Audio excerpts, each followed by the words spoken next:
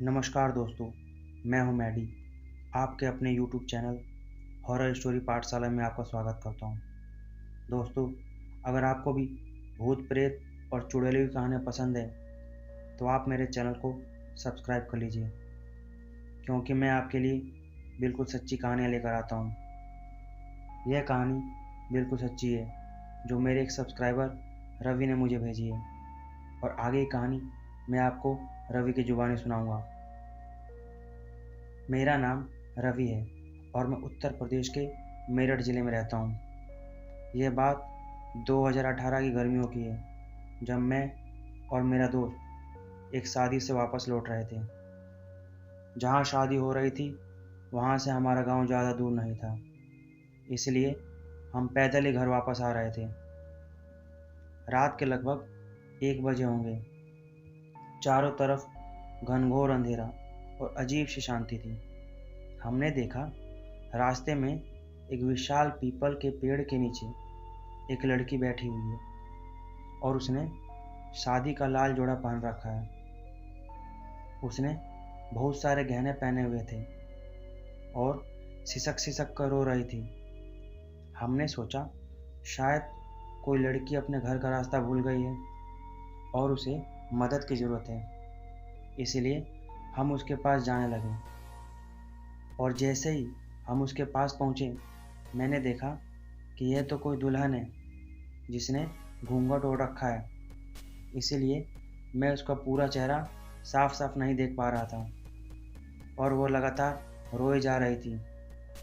हमने सोचा शायद लड़की किसी मुसीबत में है, इसीलिए मैंने उससे पूछा, मैडम, क्या आपको कोई मदद चाहिए? लेकिन उसने कोई जवाब नहीं दिया। मैंने फिर पूछा, क्या आपको कोई मदद चाहिए? लेकिन उसने फिर कोई जवाब नहीं दिया। मैंने फिर तीसरी बार पूछा, सुनिए, क्या आपको कोई मदद चाहिए? और इस बार उसने बोला, मुझे मेरे घर पहुंचा दो। ओ तेरी के, इतनी भयानक आवाज़! हम तो डर ही गए थे।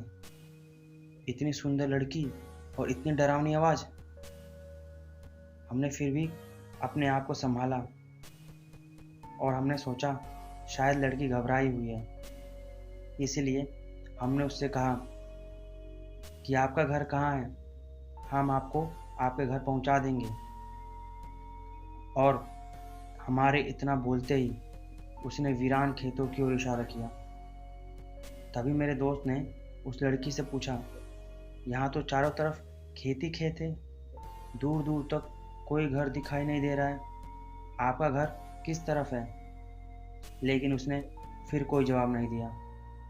मैंने अपने दोस्त को समझाया और कहा, शायद कुछ दूर जाने के बाद इसका घर आ जाएगा। वो कहते हैं ना, आप चाहे कितने भी डरपोक क्यों ना हो, लेकिन जब आपके सामने कोई लड़की मदद मांगे तो आप दुनिया के सबसे बहादुर इंसान बनने की कोशिश करने लग जाते हो। वो लड़की बहुत सुंदर थी, इतनी सुंदर शायद मैंने अपनी पूरी ज़िंदगी में नहीं देखी होगी, इसीलिए मैं कुछ ज़्यादा ही बहादुरी दिखा रहा था। लेकिन यह बहादुरी मुझ पर बहुत भारी पड़ गई, और आज जब भी मैं इस घटना को याद करता हूँ तो मेरे रोंगटे खड़े हो जाते हैं। मेरा दोस्त मुझे कई बार इशारे करके बता रहा था कि शायद कुछ गड़बड़ है, हमें चलना चाहिए। उसने कहा, यार, इतनी रात को और ऐसे सुनसान जगह पर किसी लड़की का ऐसे मिलना मुझे कुछ अजीब सा लग रहा है। लेकिन मैं कुछ ज़्यादा ही बहादुर बन रहा था और मैंने उससे कहा, यार, इतनी रात को कोई लड़की हमसे मदद मांग रही है और हम इसे ऐसे ही नहीं छोड़ सकते। एक काम कर, तू घर चला जा, मैं इस लड़की को घर छोड़कर आता हूँ। लेकिन मेरे दोस्त ने कहा, नहीं, हमें चलना चाहिए, मुझे कुछ गड़बड़ लग रही है। लेकिन मैंने अपने दोस्त को डांटते हुए कहा, यार, तू चला जा, मैं थोड़ी देर बाद लड़की को घर पहुंचा कर आता हूँ। लेकिन मेरे दोस्त ने कहा, नहीं, मैं तुझे अकेले नहीं जाने दूंगा, मैं भी तेरे साथ चलूँगा। मैंने कहा, ठीक है, हम साथ ही चलते हैं। दोस्तों, मैं कुछ ज़्यादा ही खुश हो रहा था। पहली बार किसी लड़की ने मुझसे मदद मांगी थी, और वो लड़की इतनी खूबसूरत मानो कोई अप्सरा हो। मैं उसकी खूबसूरती में मदहोश हो रहा था। हम और वो लड़की दोनों वीरान खेतों की ओर निकल पड़े। लगभग 4-5 किलोमीटर चलने के बाद मुझे ये एहसास हुआ कि दूर दूर तक कोई घर नहीं था और चारों तरफ वीराना ही वीराना। इतनी शांति मैंने पहले कभी महसूस नहीं की थी।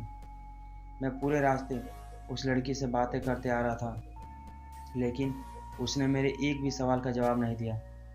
अब मुझे डर लगने लगा था।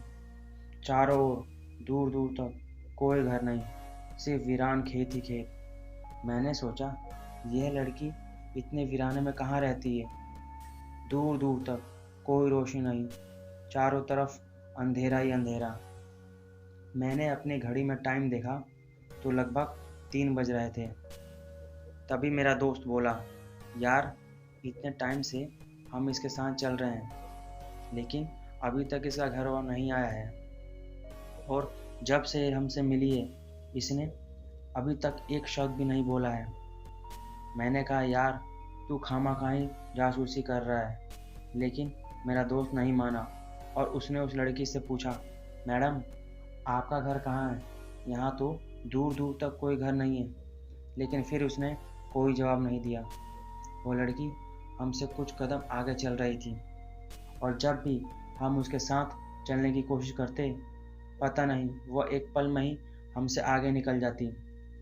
मैंने गौर किया, वह लड़की हमसे जब से मिली थी तो उसकी हाइट नॉर्मल थी, लेकिन अब जैसे जैसे हम आगे चल रहे थे उसकी हाइट धीरे धीरे बढ़ते जा रही थी।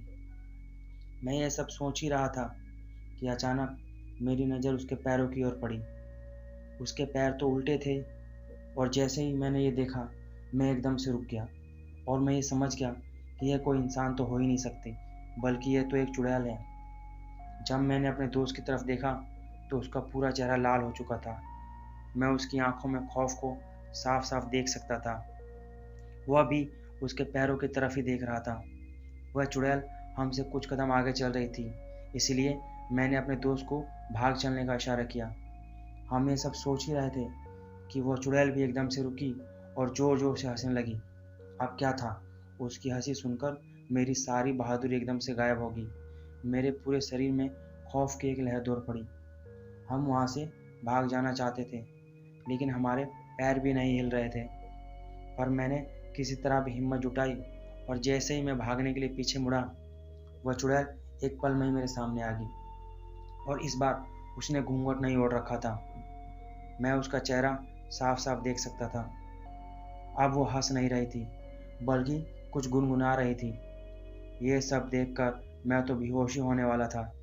मेरे दिल की धड़कन इतनी तेज हो गई थी कि मानो कभी भी हार्ट अटैक आ जाए। मुझे ऐसा लग रहा था मानो मेरे शरीर का सारा खून जम गया हो। कुछ देर पहले जो मैं इतनी बहादुरी दिखा रहा था, अब मेरी सिट्टी पिट्टी गुल थी।